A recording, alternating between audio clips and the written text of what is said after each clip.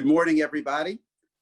Welcome to our wonderful series on Tanach, and it gives me great pleasure today to introduce Rabbi Dr. Moshe Sokolow. Rabbi Sokolow is the Associate Dean and holds the Fania Gottesfeld Heller Chair of Jewish Education at the Israeli Graduate School of Jewish Education at Yeshiva University.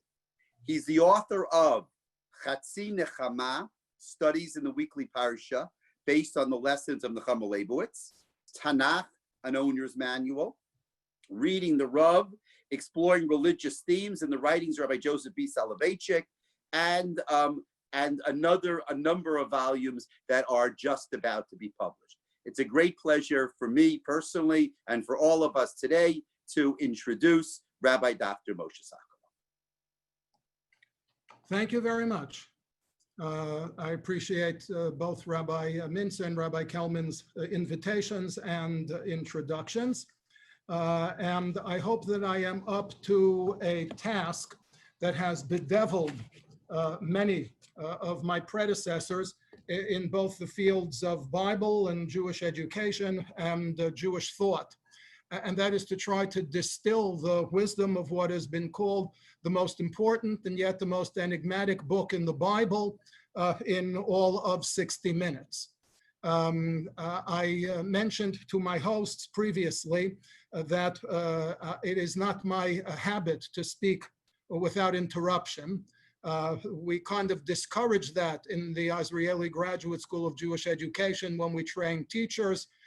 We kind of put down frontal teaching. We encourage teachers to be not what's called the sage on the stage, but rather to be the guide on the side. So what I'm going to try to do is pause several times, maybe every quarter of an hour along the way. And if there is anything that's a rather pressing question, we'll have an opportunity to hear it then. Otherwise, if I do such a wonderful job that I raise no questions along the way, then you can just simply write your questions down in the chat box, and I will look at them at the end of the hour. Okay. So the question always is where to start. Do we start by talking about the book, or do we start by going right into the text itself? And that's always an interesting pedagogical question. Sometimes I like to do one, sometimes I like to do other, and on occasions like this, when I've got a large audience and I've got a screen sharing device, I like to do neither. So I'd like to do something that's neither the text itself, nor is it really about the text, but somehow it's connected to it, it's associated with the text, and I'll leave it for you over the next 3 minutes to try to figure out what the connection is. So bear with me for a moment as I share my screen with you.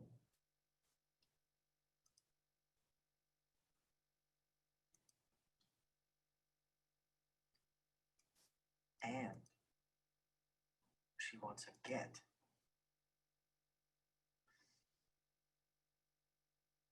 A what? She wants a get. Uh-huh. Sure.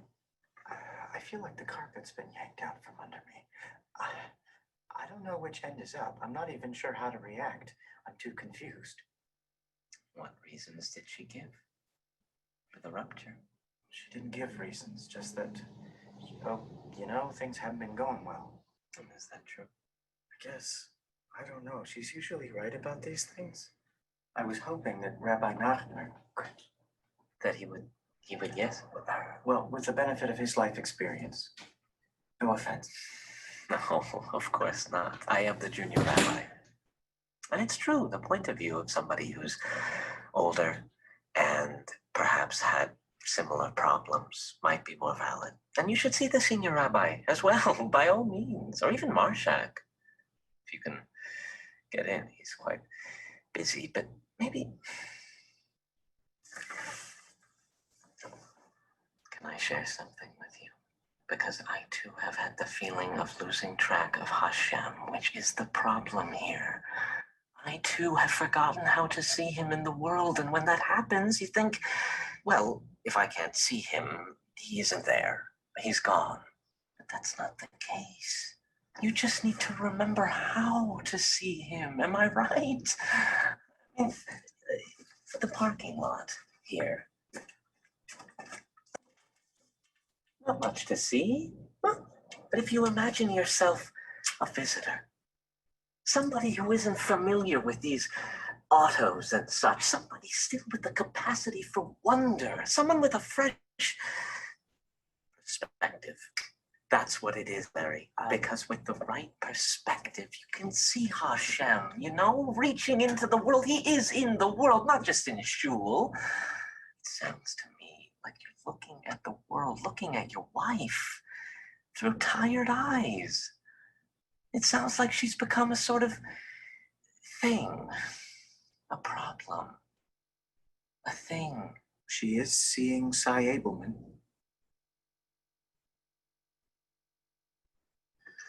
Oh, They're planning. That's why they want the get. oh, sorry. It was his idea. Well, they do need a get to remarry in the faith. But this is life. You have to see these things as expressions of God's will. You don't have to like it, of course. The boss isn't always right, but he's always the boss. That's Good. I think that's a good place in which to stop. This is a clip, as you probably saw in the bottom left-hand corner of the screen, from a 2009 movie by the Coen brothers called A Serious Man, in which this fellow who is being beset by all sorts of difficulties, marital, financial, and other, goes to seek the advice of 3 rabbis. And of course, the 3 different rabbis give him 3 different kinds of advice. And this is just one piece of it. This is from, obviously, the junior rabbi in the congregation.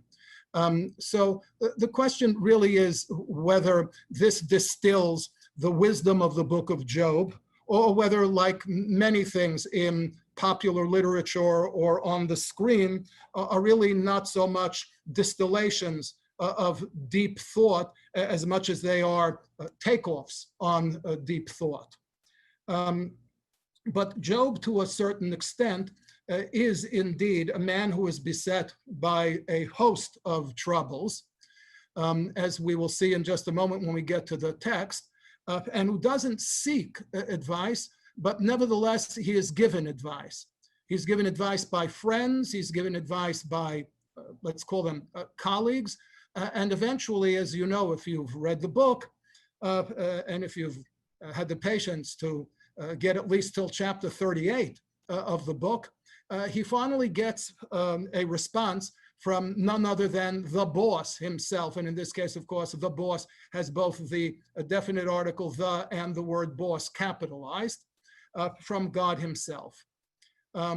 Big difference, of course, is that this gentleman in the film was about to lose his wife, whereas Job does not lose his wife. And in fact, some wags over the last 2,000 years have commented that perhaps that was one of the worst afflictions that God set upon Job, that he took away his children and he took away his property and he took away his home, and he was personally afflicted with boils, but he left his wife. And along the way, the wife gets into the act also by trying to be critical of her husband. When I teach the book of Job, or when I write about the book of Job, I like to begin with an anecdote. And the anecdote concerns a 19th century Eastern European Jewish sage who was known by the name of Rabbi Ezel Charif. Charif means spicy, and he was called spicy, both on account of the sharpness of his wit, as well as the acerbic nature of his speech. On one occasion, he was approached by an author and asked for a haskama, for an approbation, for a commentary that he'd written on the Bible. And Rabbi Zalacharov took it seriously, and he looked through the commentary, and he returned it to the author, and he said that he could write an approbation only for the commentary on the book of Job.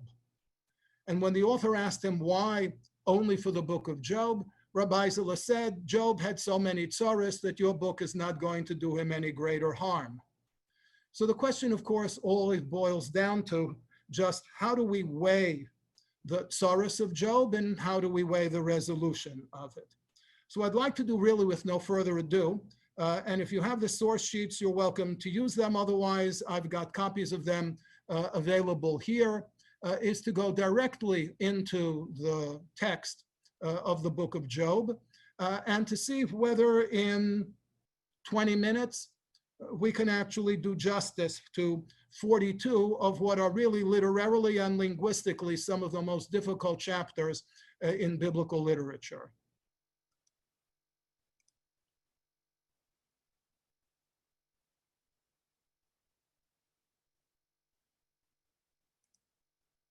Okay, I hope you can see this.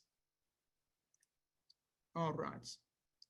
Okay, so what I have here is really a synopsis of the book of Job with certain quotations, both in Hebrew and in English, highlighted as being somewhat representative of those different sections of the book. So we begin, of course, in chapter 1, verse 1, with the opening of the book, which tells us that there was a man in the land of Uz by the name of Iyov, and that man, Iyov, was tam, perfect, yashar, straight, yirei Elohim, God-fearing, v'sar me'ra, and never ever did anything wrong, right? Not even a parking ticket, okay? And this isn't just the attitude or the position of the author or the editor, because it's confirmed several verses later by God himself, who addresses a character named Satan, and we'll get to that in just a moment, asking him, Hasamta libecha al avdi Iyov. Have you noticed or have you paid attention to my servant Iyov? Ki ein kamohu ba'aretz ishtam v'yashar yirei Elohim v'sar me'ra. For there is no one on earth who is his equal in terms of his piety, in terms of his sincerity, in terms of his being fearful of God, and in terms of his having committed no evil whatsoever. So it isn't just the author or the editor who wants us to know that Job was a perfectly righteous man. God himself, right, as it were, writes his own haskama, his own approbation for Job, confirming that Job indeed is, at least from God's perspective, blameless. And of course, this becomes the most important stipulation in the entire book. Satan replies to God saying, Hachinam yarei Iyov Elohim? Is Job fearing God for naught? Ve'ulam, however, shlach na yadacha v'ga b'chol asher lo. All you might have to do, O Lord, is reach your hand out towards him, in essence, strike him. Imlo al panecha yevarecheka.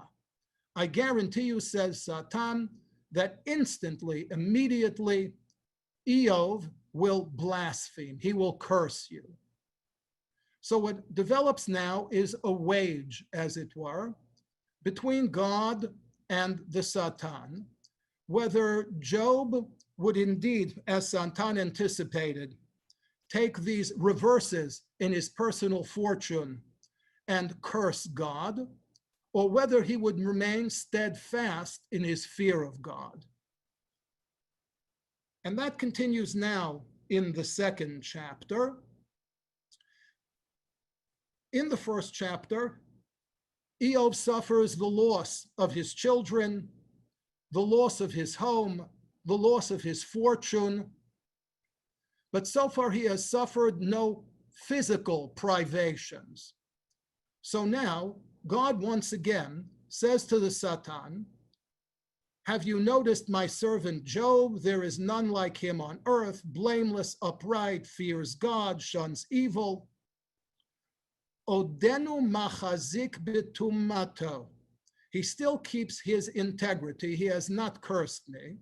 Therefore, says God, in chastising the Satan, Tisiteni vo levala'o chinam, you have incited me against him to swallow him up, to destroy him for no good reason.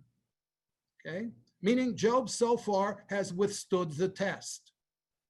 Satan replies, saying, Or ba'ad or, v'chol asher la'ish yitain ba'ad nafsho.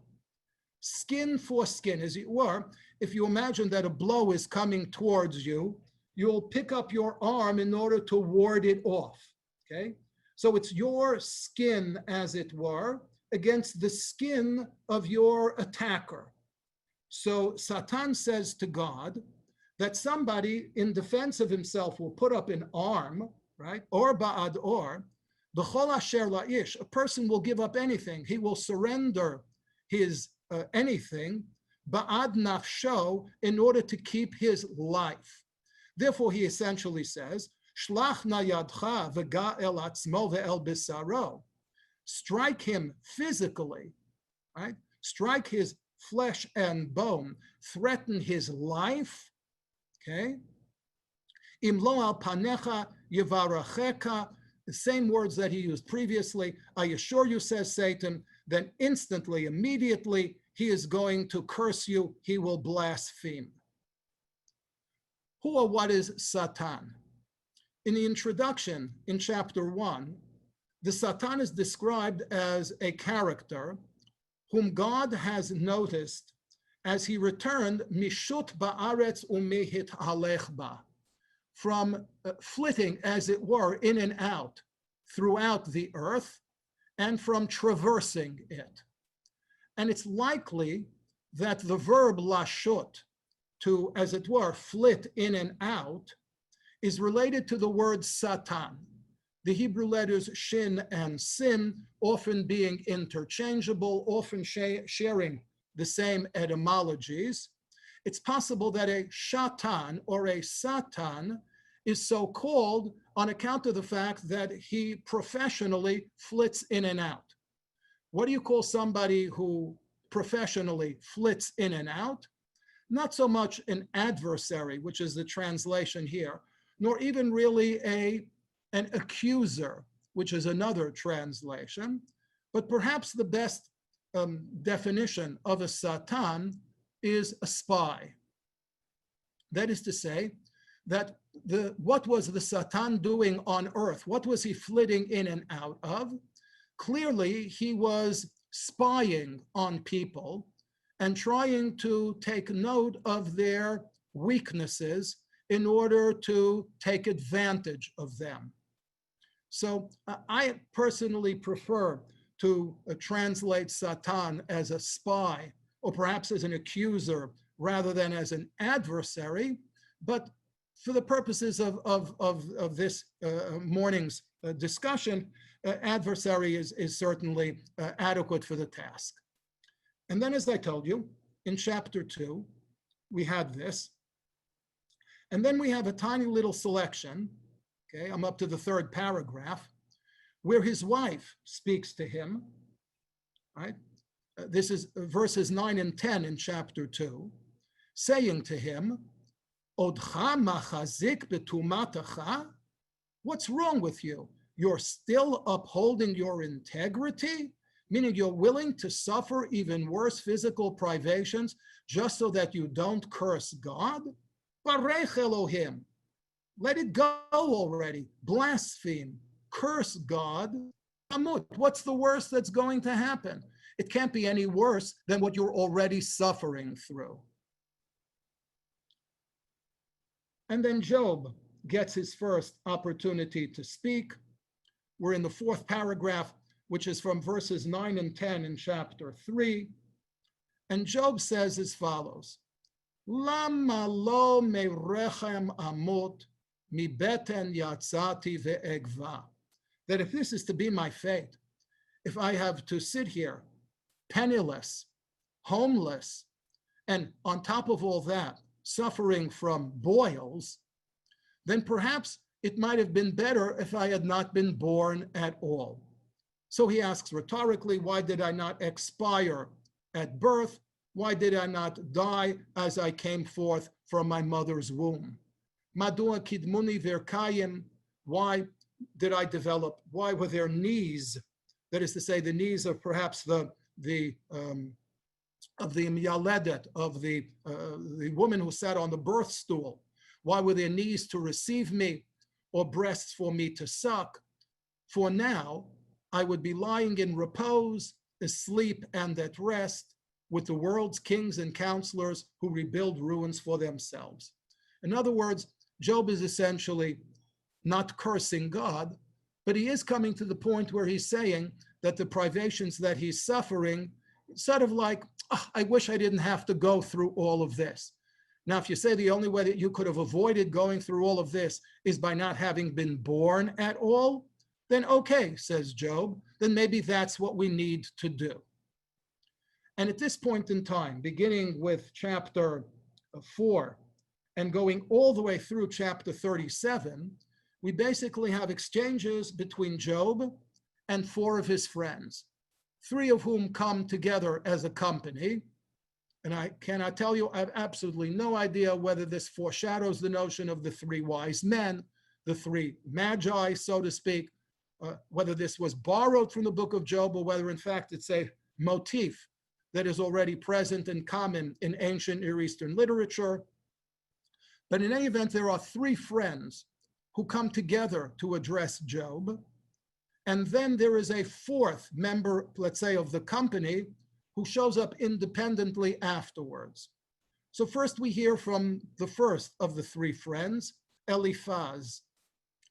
And essentially what the 3 friends of Job are trying to persuade him is that, as you see here in the opening words of Eliphaz, Zechorna, think for a moment, mi hu naki avad, has an innocent man ever perished?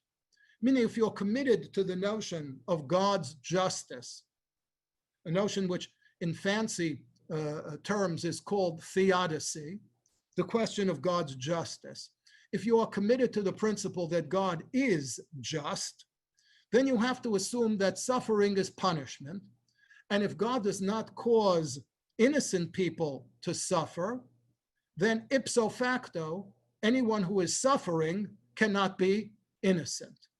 Therefore, essentially what the friends are saying to Job in as many different ways as they choose to address him is that, face it, Job, if you lost your children and you lost your fortune and you lost your home and you're sitting here suffering with boils, then it's clear that you are not naki, you are not innocent. You've obviously done something wrong. The problem, of course, is that Job read the opening of the book that bears his name. And he knows that it isn't just the opinion of an author or an editor that he is a perfectly righteous man. It isn't even his own self-estimation. Job knows that in the eyes of God, he is a tam v'yashar v'irei Elohim v'sar meira. And therefore, all of these different expressions on the part of Job's friends, Eliphaz, Bildad, and Zophar, to the effect that if Job is suffering, he must have committed some crime, Job finds all of these unacceptable. Bildad, for example, and the selection here is from chapter 8, Ha'el ya'avet mishpat, can God pervert justice? Im shaddai ya'avet tzedek? Of course, God does not pervert what is right and what is just. Therefore, whatever is necessarily just and right, even if we can't see the justice or the rightness of it. Zophar says, Halo yada'ata mini'ad, that you've known from time immemorial, minisim adam ale aretz, from the beginning of history, ki rinenat risha'im mikarov, v'simchat chanev ade raga, that only people, that the people whose joy has been curtailed, has been cut short, are by definition wicked and impious. And so it is with Elihu, the selection here from chapter 32, who comes to offer a slightly different approach. From his name, there's the suggestion that he's supposed to represent a Jewish character. If you think about it, the name Iyov, the proper noun Iyov, is not distinctly Jewish. Okay, if anything, it looks kind of like the word Oyev, right?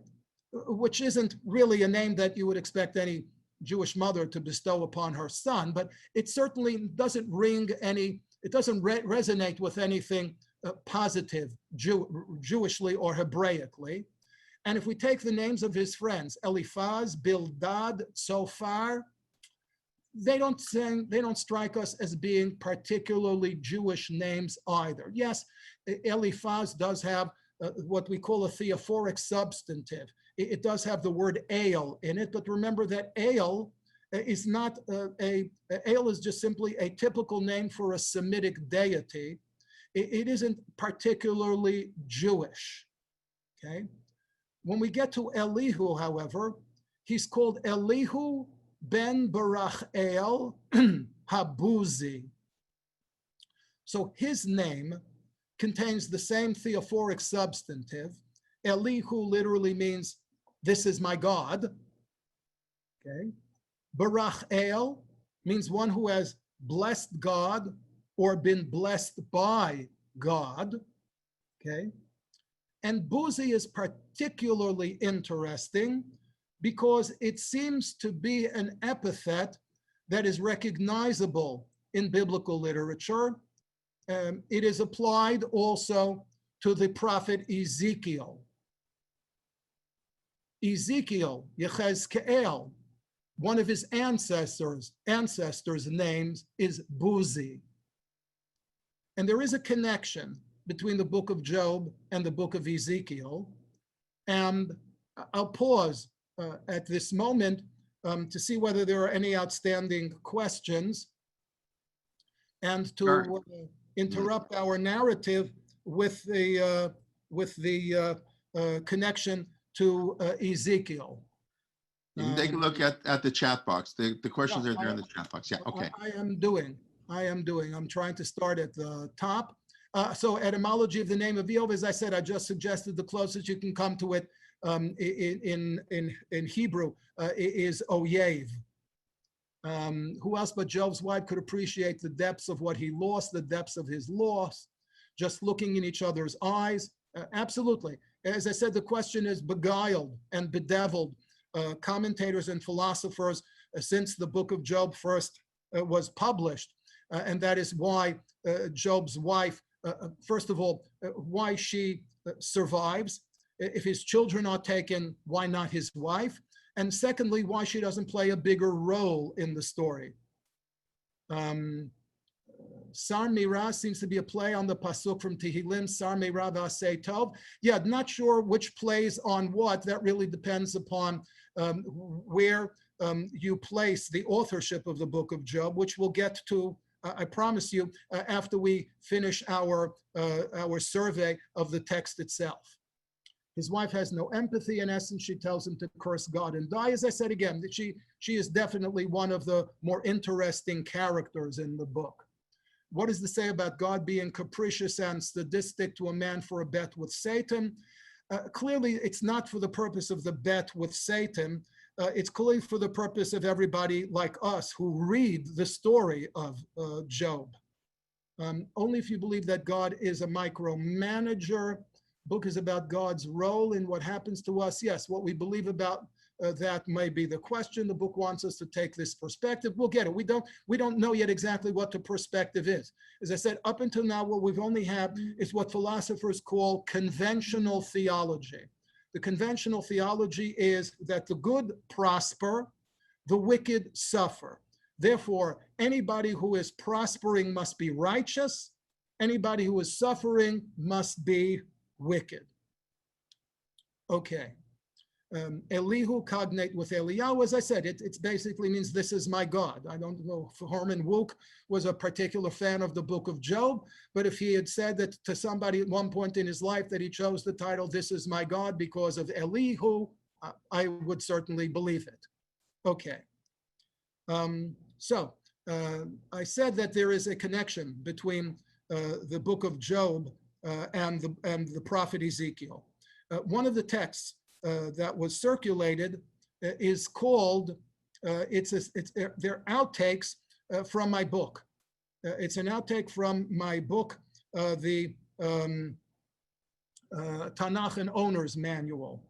And since you all have it, and I'm not going to read it through in detail, I'm just going to make reference to it. I'm not going to put it up on the screen. I'll just share with you my thought on the subject. The only other reference to Iyov in the Tanakh is in the book of Yechezkel. In Yechezkel chapter 14, verses 13 to 14, we find the following passage.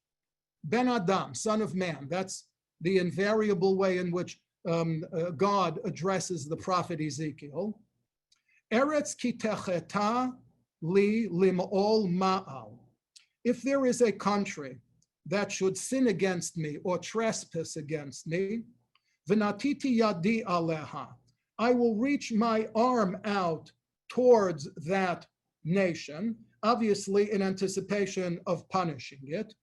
Vishavarti la mate lachem, and I will cause, I will break the staff of bread, which means, and you don't have to guess because it's in the next phrase, vihishlachti ba ra'av, that I will cause a famine in that land. Vihichrati mimena adamu vehema, and both mankind and animals will die as a result of the famine. Okay, a famine, remember, that was brought about because the people of that land, the people of that country are sinful, all right? Then the next verse says, V'hayu shloshet ha'anashim ha'ela bitocha, even if these three men were residents of that country, of that land. And who are those three men? Noach, Daniel, Iyov, right? If Noah, Daniel, and Job were residents of that land, the land that sinned and was about to be punished, Hema b'tzidkatam yinatzelu nafsham, they, on account of their righteousness, may be able to save their own lives. Okay, but the implication is that their righteousness, their merit, would not extend to others. For example, Noah was a righteous man. We have no clue as to whether Sam, right, Ham, and Japheth were righteous, but they were saved on account of Noah's merit. Okay? So this is the only other reference in the Bible to Iyov. And he is cast here in the company of Noah and in the company of, apparently, Daniel, as somebody who is recognized as being implicitly righteous.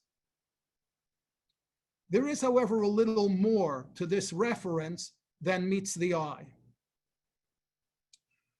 First of all, to whom was this prophecy of Ezekiel addressed? Chapter 14 of the book of Ezekiel was addressed to the Negid Tzor, to the nobleman, to the ruler of the city, or actually the city-state of Tyre in Phoenicia. Now, it's curious. If the prophet Ezekiel is not in this verse, not addressing a Jewish audience, not an Israelite audience, he's reciting a prophecy to the people, to the Phoenicians who live in the city of Tyre, then if he mentions Noah and Daniel and Job, it would seem to reason that these are not characters from Israelite biblical literature, who are well known perhaps to Israelites, but might not have been known at all to Phoenicians. It seems likely, and maybe even likelier, that these three characters are non-Jewish characters, characters who were chosen from the ancient world, from the folklore of the ancient world, and whose reputations preceded them beyond the Bible. Now, flood stories are a dime a dozen in the ancient Near East. The inhabitants of Mesopotamia, whether they were Sumerians, or whether they were Akkadians, or whether they were Assyrians, or whether they were Babylonians, all had a flood story. The Canaanites all had flood stories, whether they were Canaanites, whether they were Ugarites, whether they were Tyrians. Okay. Therefore, the presence of a character named Noah who survived a flood is certainly an appeal to a pan-Semitic motif. Iyov, as possibly again a non-Jewish righteous character of antiquity, makes the same appeal. The sticking point here, the sore thumb, so to speak, would be Daniel, not only because why would anybody in Phoenicia have heard of Daniel who lived in Babylonia, but because it's difficult to say with any certitude that the prophet Ezekiel knew of Daniel, since Daniel and Ezekiel were contemporaries. And if Ezekiel was the older contemporary, then it's difficult even to imagine how the prophet Ezekiel could even have known about the biblical Daniel, let alone, of course, the fact that the biblical Daniel doesn't fit in the company of Noah and Job, because while he's a prophet and he's very wise and he interprets dreams, there's no evidence in the biblical text, at least, that he was particularly righteous. Therefore, the suggestion of modern scholarship is that this isn't the biblical Daniel. This is the Canaanite, the Ugaritic Daniel, a figure well known from Ugaritic Canaanite literature, who had the reputation, Kishmo Kenhu, of being a righteous judge, Dan-el, of being a righteous judge, and therefore a righteous man. Therefore, in the company of Noah and Iyov, Dan-el forms a perfect little triumvirate here of three characters out of antiquity, non-Jewish characters, who nevertheless had the reputations of being particularly righteous men. My own theory, as I develop here in the selection that you have in my book, is that since the prophet Ezekiel is the only other person to make reference to Job, and he throws into the book of Job a character named Elihu ben Barach el-Habuzi, which means that he shares an ancestry with Ezekiel, why not try out the suggestion that Ezekiel was the author of the book of Job? And that what I refer to is that the book of Job is the equivalent of Ezekiel's, just to borrow a term from the literature, Holocaust theology. That is to say, the prophet Ezekiel was an eyewitness to the destruction of the temple, to the destruction of the city of Jerusalem, to the killings of the defenders of Jerusalem, to their going into captivity. Why should the prophet Ezekiel not have written something speculating on whether the destruction of the temple and Jerusalem were punishment for the sins of the Jewish people or not? And therefore, I have this suspicion that the book of Job, that Sefer Iyov, might indeed have been written by Yechezkel, in which he used the different characters, the friends of Iyov, as a way of trying out the conventional explanation for suffering, namely sin, rejecting it, and replacing it ultimately with the point at which we have arrived in the story of the book of Job, and that is with God's revelation of himself to Job, in order to make the point and to give Job a reassurance that there is a divine plan for history as there is a divine plan for nature, and that our inability to perceive God's plan for history is in no way different from our inability very often, and as we actually find ourselves now and have been for the last several months, unable to comprehend God's plan for nature. And with that, we can come back to the screen and simply look quickly at what God had to say to Iyov. First of all, it seems to be significant,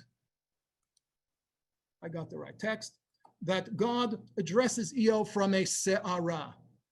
Se'ara here is translated as tempest. Other English translations have it as a whirlwind. If you are familiar with Holocaust literature, you may know that an early anthology of Holocaust literature was entitled by its editor, Out of the Whirlwind. And that clearly was meant to echo this verse at the beginning of chapter 38 in the book of Job, where God addresses Iyov out of a tempest or out of a whirlwind. And basically he says to Iyov, you want to know why you're suffering?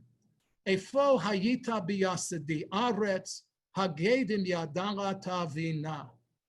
Were you around when I laid the foundations of the earth? Can you even explain creation to me?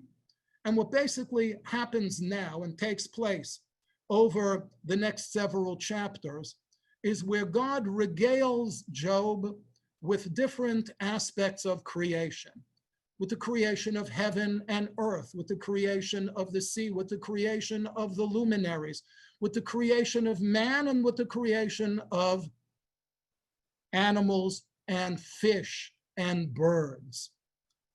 Two characters in particular are well known and highly regarded and written of in the literature. In the paragraph here that I am clicking on, in which I've highlighted, of course, if we're going to highlight a word, I'm going to highlight the Lord. We see that that God draws Iyov's attention to two animals, two creatures in particular. Right? He says to him, "Take now behemot." Right? Have you ever wondered about the origin of that odd English word, behemoth? Right? Something that's gargantuan, something that's titanic. Right? Here it is. Okay. Take now behemoth, whom I have made as I did you. Meaning, you know, you're one person, but everybody is God's creature, and so are animals. And as much as we would want to understand everything about ourselves, we're really not entitled, as it were, to a deeper understanding of ourselves than we are entitled to an understanding of other people or of other creatures. And following it later in the same chapter, Timshoch Leviathan b'chaka, can you draw out Leviathan with a fish hook? Leviathan seems to be a sea creature. And there's a rich literature, literature that goes back, in fact, over 1,000 years in speculation as to whether the behemoth and the Leviathan are real animals or whether they are mythological creatures. I do believe that I sent out in the source sheets some of the sources for this. I entitled it Behemoth and Leviathan, Zoology or Mythology. These are the respective verses. We've looked at them already. If they are zoological, then the consensus is that the behemoth is the hippopotamus and that the Leviathan is a crocodile. Okay. Parenthetically, I just love the word hippopotamus. Hippos is Greek for a horse. Potamos is Greek for a river. And the hippopotamus is a river horse. Okay. If you think of Mesopotamia, right? Meso means in between, and potamos are rivers. right? That's how you get between the rivers. Okay? If you think about it also, it means that Potomac River is redundant. Okay? Kind of like the Sahara Desert, because Sahara is Arabic for desert. Or if you want a biblical example, it's like Hor HaHar, right? Mount Har. Okay. So if the behemoth and the Leviathan are indeed zoological, then they are the hippopotamus and the crocodile. And God is calling Iyov's attention to the fact that here are two creatures. They're not simple creatures, right? The hippopotamus is large. Why does it have that short snout? Why does it have that short curly tail? Why is it built like a tank, right? It's like an elephant with a short nose, but short ears, why the crocodile, why the scales, okay? However, there's another school of thought that argues that these are not actual animals, but that these are mythological creatures. Back in the mythology of the ancient Near East, and again, both the mythology of Mesopotamia and the mythology of the land of Canaan, the creation of the world by the victorious gods is invariably preceded by a cosmic battle in which the losers, the bad gods, are always served by monsters, primordial monsters. So the hippopotamus and the crocodile are one side. The alternative is that these are monsters, fictitious characters, right? Monsters that were defeated during the cosmic battle that preceded creation. And the interesting thing is that there's very strong argument to be made for the mythological identification in Jewish tradition. There's a verse in the book of Psalms that I've cited here, talking about the great sea. Sham, there in the sea, oniyot yahalechon, ships go there. Leviathan ze, Leviathan, a sea creature. Yatzarta, whom God created, l'sachek bo, to toy with it, to sport with it. Now, of course, semantically, that's wrong, because bo, the antecedent of bo is not the Leviathan. The antecedent of bo is the antecedent of Sham, namely the sea, right? It's there in the sea, two things happen, right? Boats go through the sea, and the Leviathan plays in the sea. So according to the pshat, the most you can make out of this verse is that the Leviathan is a creature, a sea creature that may appear to be playful, okay? But Jewish tradition took it otherwise, as it took the verse in the continuation of our own book of Job in chapter 40, verse 31. The Masoretic reading is Hatmale besukot oro. Can you fill his hide with Sukkot? Uvitziltzal dagim rosho, or will you fill his head with spears? Now, since we know that a almost invariable characteristic of biblical poetry is synonymous parallelism, then the Sukkot must be parallel to the Tziltzal, in which case Sukkot here are not what the tradition takes it to mean, namely those booths that we sit in for 8 days in the fall, leading to the supposition that in the world to come, God will have a banquet for the righteous, and the banquet will be served in a tent, a sukkah, that is made out of oro shel Leviathan, out of the hide of the Leviathan, the sea creature. But really, Sukkot here is probably more an alternative form of the word sikim. Sikim are either thorns, or in modern Hebrew, sikim are pins, darts, if you will. Okay. In any event, what tradition squeezed out of all of this is the identification of the Leviathan as a sea creature whose flesh God will serve to the righteous at the banquet that is reserved for them in the world to come, right?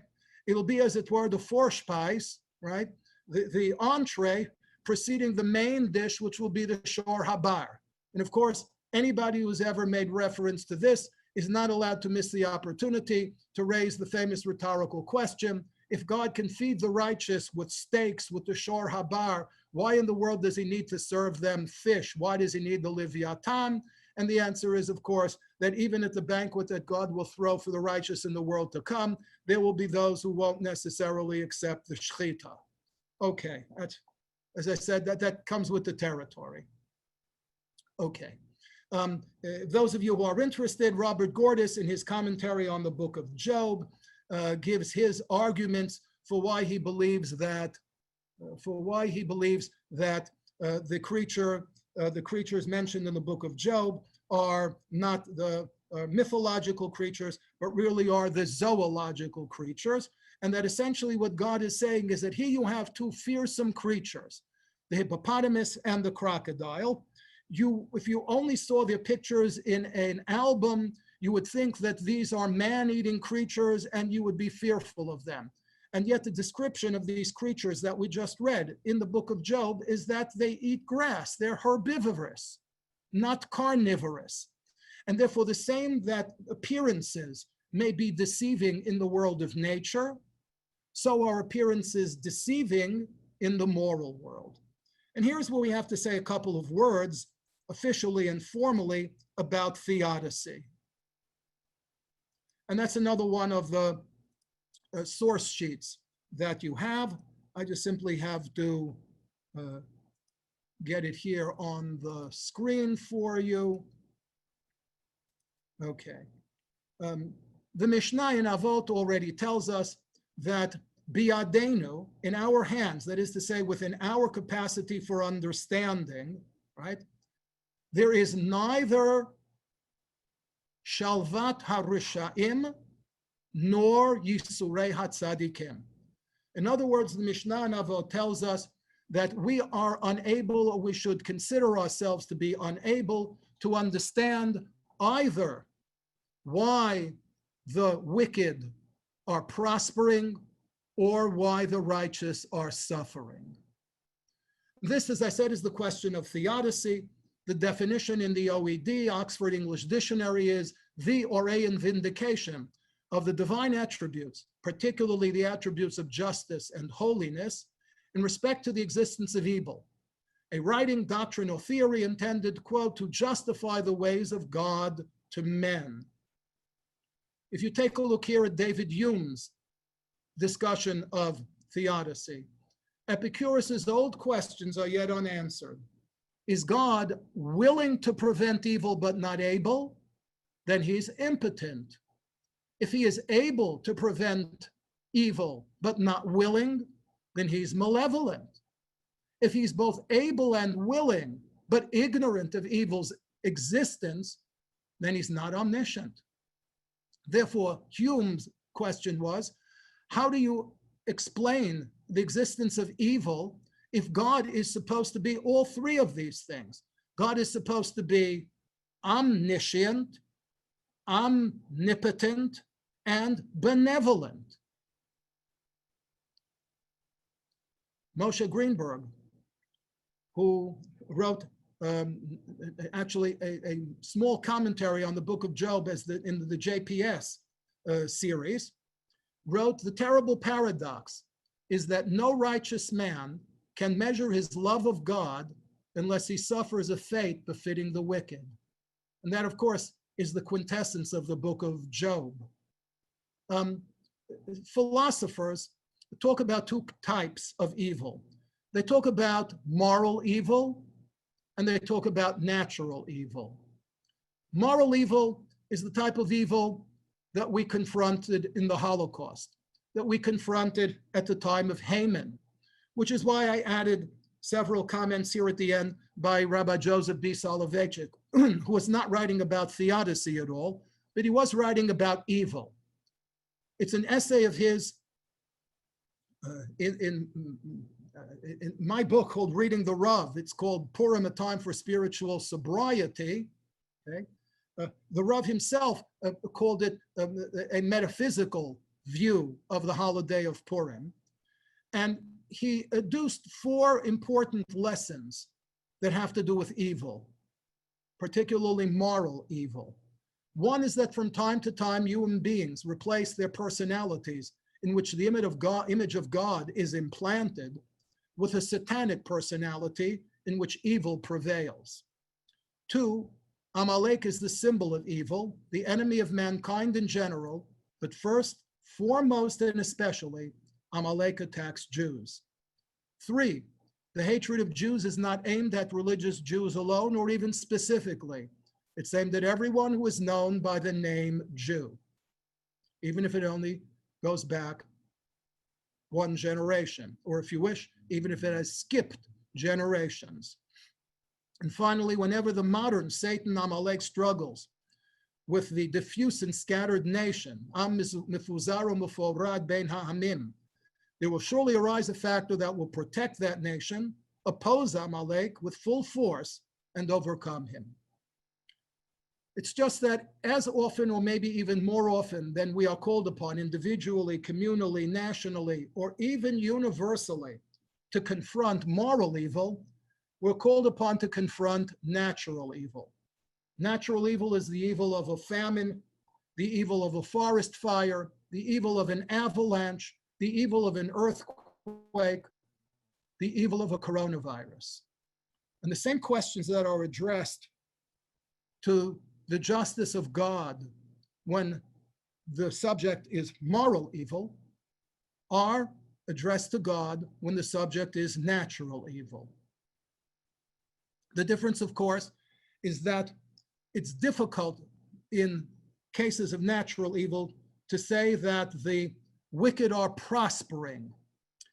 Somehow the rich do better, but not necessarily the wicked. The consensus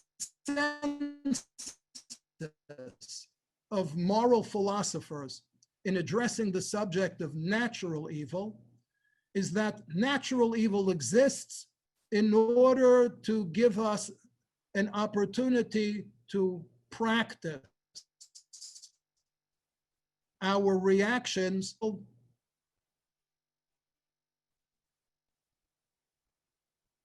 is, if you wish, a test. There is a school of philosophy, and indeed one that includes commentators on the book of Job, test. And it introduces the concept of yisurim, of privations, but yisurim shel ahava, privations that are provoked not by hatred, not by enmity, but that are provoked by love. That is to say, the conventional form says, nobody's perfect. There are no perfect righteous people. And if you wish, there are no irredeemable wicked people. Therefore, there's a school of thought that says as follows. In order to ensure that the righteous in the world to come will be rewarded for all of their good and will not be debited for anything that they did wrong, God punishes them, as it were, or causes them to suffer in this life, so that, first of all, the suffering is not fatal, right? And secondly, so that in the world to come, they will receive a pure reward because they will have already paid for their demerits, so to speak. And conversely, when you see the wicked prospering, it's because he's done something good, but God doesn't want to be beholden to him in the world to come. And therefore, to make sure that in the world to come, he has no call on God for any merit that he might have accumulated, God acquits him of his merit in this world so that in the world to come, he goes straight to hell.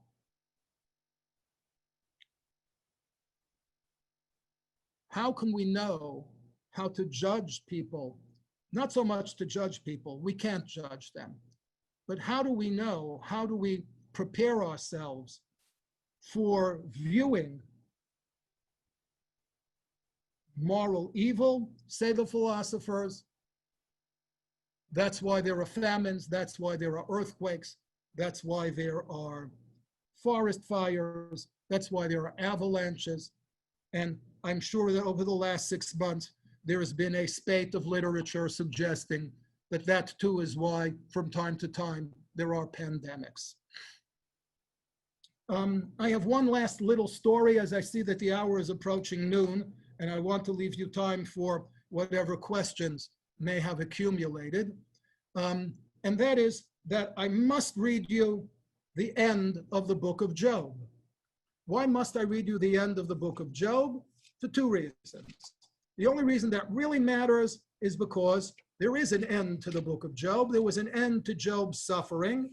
And it's not only interesting to know, but it's important to know that at the end it says in chapter 42, beginning with verse 10, Vashem shav et shavut Iyov, that God restored Job. When Job not only pleaded his own case, but pleaded on behalf of his fellows. Vayosef Hashem et kol asher Iyov lemishneh. And God added to Job, doubled everything that he had. So that if Job had 7 sons and 7 daughters, he now had 14 of each. And if Job had so many sheep and so many cattle, he now had twice the number. And it tells us not only that Job's daughters, Vashem derachet acharit Iyov mereshito, God saw to it that Job at the end was blessed even more than he had been previously. As I said, he originally had 7,000 sheep, now he had 14,000 sheep, and he had so many thousand camels and so many thousand pairs of oxen and so many donkeys. And he had Shiv'an avanim, 2 times 7 sons, v'shalosh banot. We didn't know that Job originally had daughters, but now we find that Job also had 3 daughters. And we are told further that Job's daughters were the most beautiful in the land. And their names were Yemima, Kitzia, and Keren Hapoch. You've ever wondered where Aunt Jemima came from? Jemima was the name of one of Job's daughters. And it evidently came from an evangelical Christian, probably a black slave in the deep south. But I tell you about the end of the book of Job for another reason. When I started teaching Bible in Yeshiva College, I saw that I started talking to some older colleagues about what their experiences had been. And I heard the following story. I heard a story about a recent Yeshiva College graduate who had been the first graduate of the college ever to be a finalist for a very prestigious graduate fellowship. And when he went to be interviewed for the fellowship, I'm interpolating a little here on my own. I imagine that since he was the first Yeshiva College student they had ever interviewed, they thought that they would open by throwing him a softball. So they looked at his transcript and they saw that he had just taken a course in the book of Job and gotten an A. So they thought that they would start the interview by asking him something about the book of Job. And you know what they asked him? They asked him, tell me, what do you think of the ending?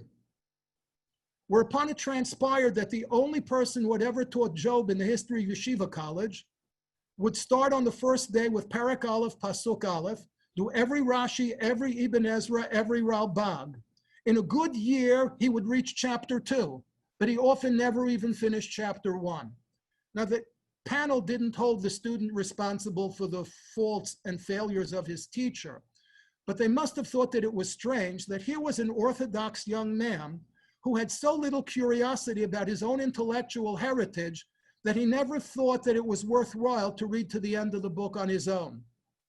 And I've always taken that to heart and always made sure that I made my students read the end of the book of Job and actually read the end of any biblical book that they're reading. So please don't disappoint me and make sure that you too read the end of the book of Job. And with that, I thank you, first of all, for what questions we have had up until now. And let me see if I can find where we left off so that I can pick up on the, okay. Yeah, okay, so possible that Iyov was a well-known character in the ancient world. I think that I covered that.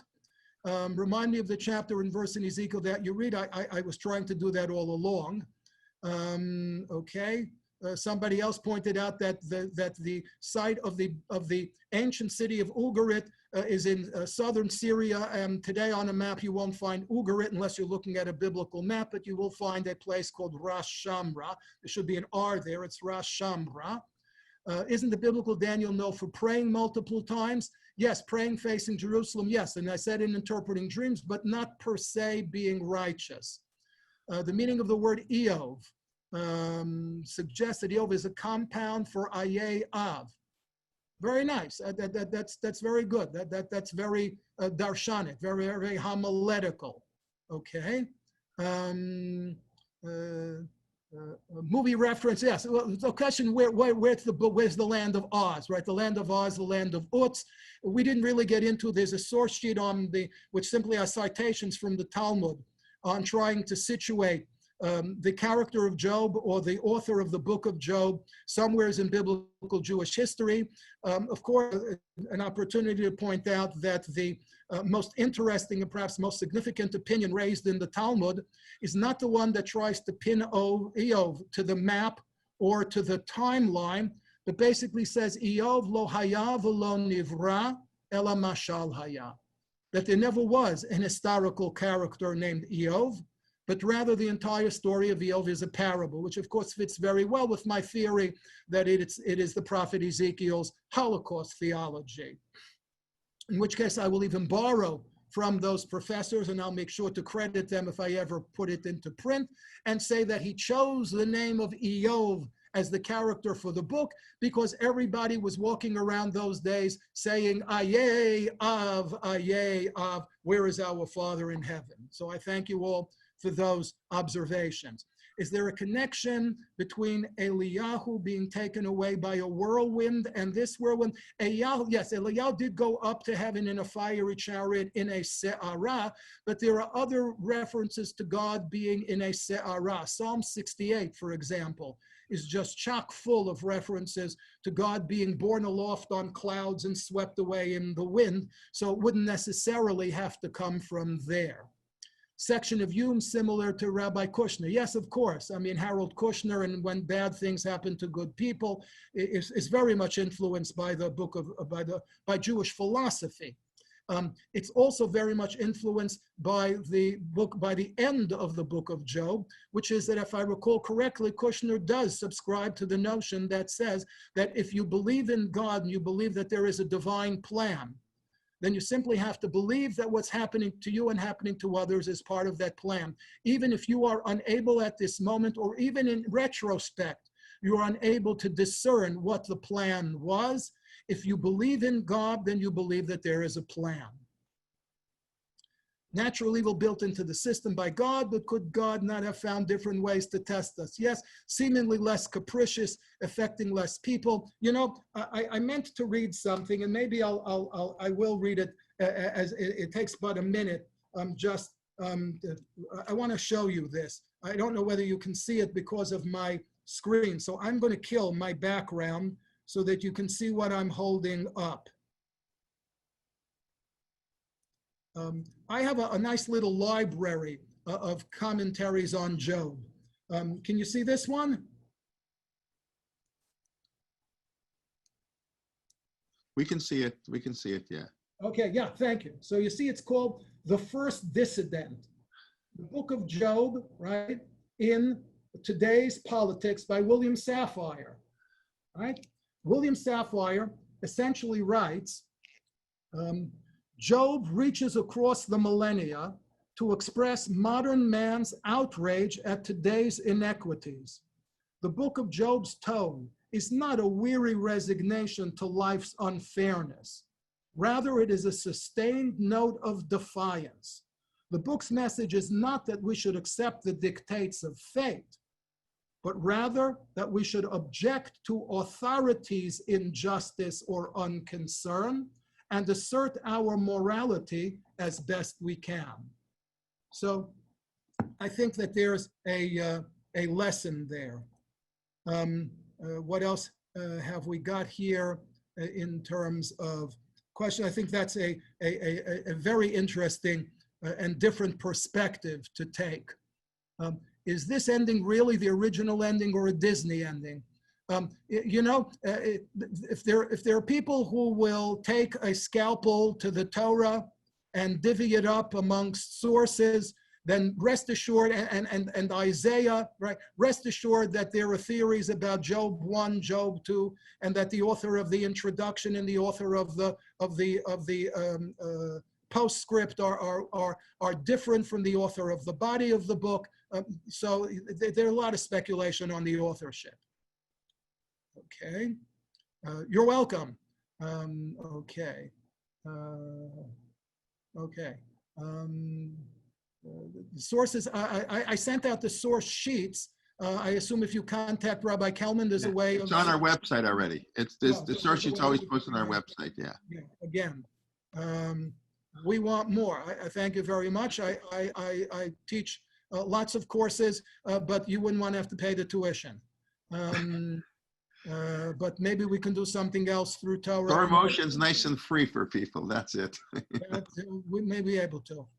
I've been giving a Parsha class at Lincoln Square Synagogue for 35 years, and obviously for the last 6 months it's been online, but I'm afraid that that's somewhat limited in its distribution. But as I said, maybe you can work something out with Rabbi Kelman. I think I've gotten through pretty much everything. Yeah. Rabbi Kelman, if there is something, turn back to you or to Rabbi Mintz for a closing remark. The only thing I'm curious to follow up on, you sort of, the question on the davening of the Neil and righteousness, I just maybe want to delve for half a minute. Basically, you distinguish the fact that he davened 3 times a day facing Yerushalayim has no bearing on whether he was righteous. That could be. I just maybe want to expand on that, because the question was, of course, if he's davening 3 times a day, then yeah, obviously he's righteous. So perhaps you want. So the question, my definition of righteousness is that it's a description of character, not of comportment. Okay.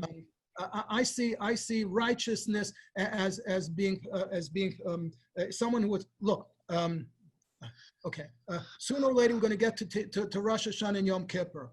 So I can tell you that my congregants, we meet only once a year, and that's for the High Holy Days.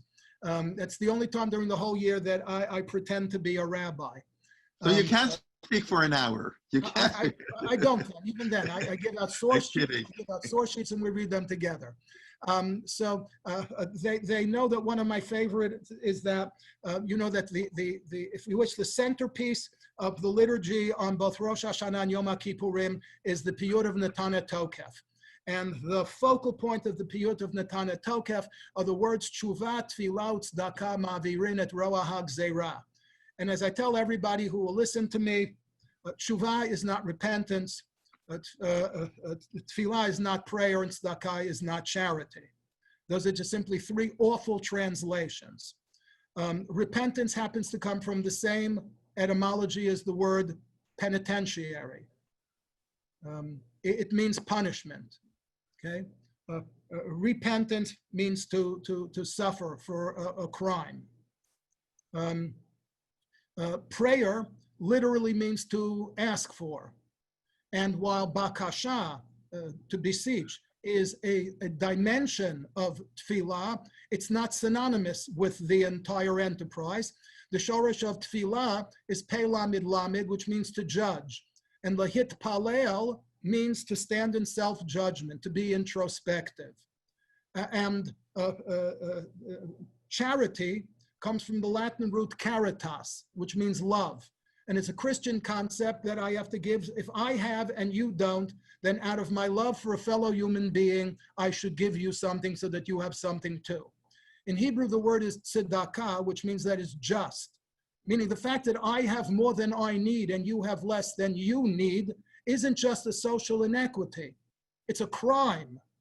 And the only way to redress it, the only way to make tzedek out of it, is for me to give you something that I don't need to make up for what you don't have but need.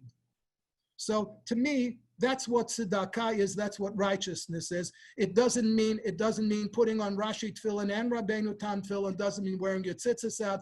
It doesn't mean shuckling when you daven. Those are important things too. Those are important things too. But they are not more important than the character traits as well.